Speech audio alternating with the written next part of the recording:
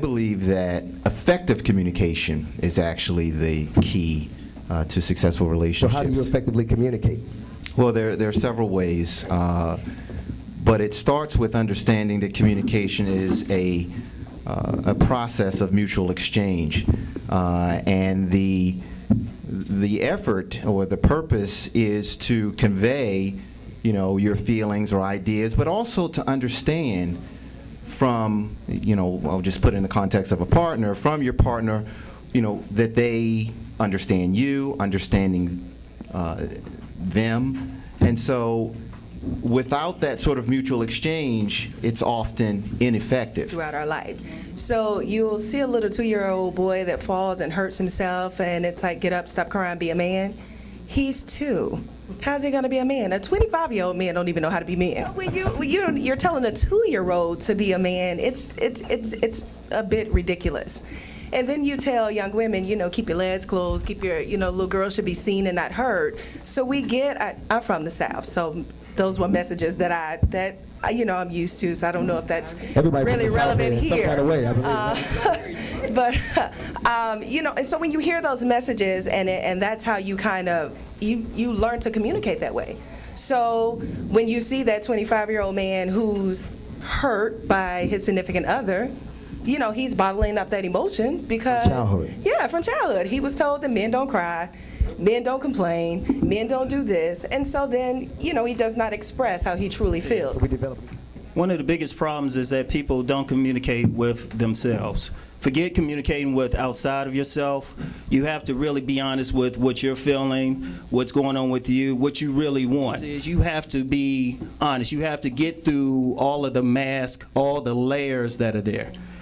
Like many people, they get caught up into, I'm a doctor, I'm a lawyer, I'm a Kappa, I'm a AKA. I'm identified by where I live. I'm identifying myself by how much money I make, by my credit score. Symbolisms and things like that. Yeah, that's not who you are.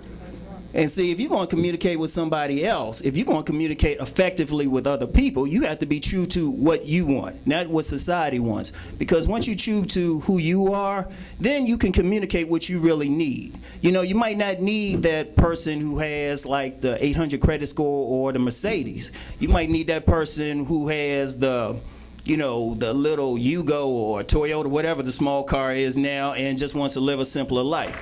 But I had a lot of people say that if you date more than one person at the time, that's being a hoe. Is that true? No, it's not called that. It's called dating. So you explore your options. But do you have sex with all? Yeah, right.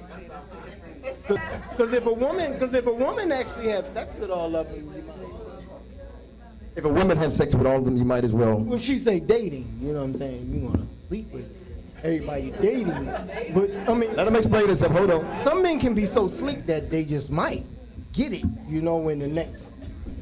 You don't have to get it that same day, but Then the hat over the joint. a couple days, you know what I'm saying? About like 2, 3 days, 4 days, you might get it. Might explode is out, right? But, you know what I mean? But So the whole thing, you know what I mean? So you don't agree that a brother's a hoe or lady's a hoe, that kind of thing? Okay, all right. Okay, all right. I mean, not a man. Just saying pretty much make it that. If you're going to date, then date. Okay, cool. Because you're not in a relationship, so date. But don't do it. Okay, all right, here we go. Dating is not having sex. So that everybody got their own definition. Dating is not having sex. That's just me. Y'all ain't gotta like it, but that's just how I'm looking at it. If you want to try to find a husband, the first thing you need to do is stop having sex.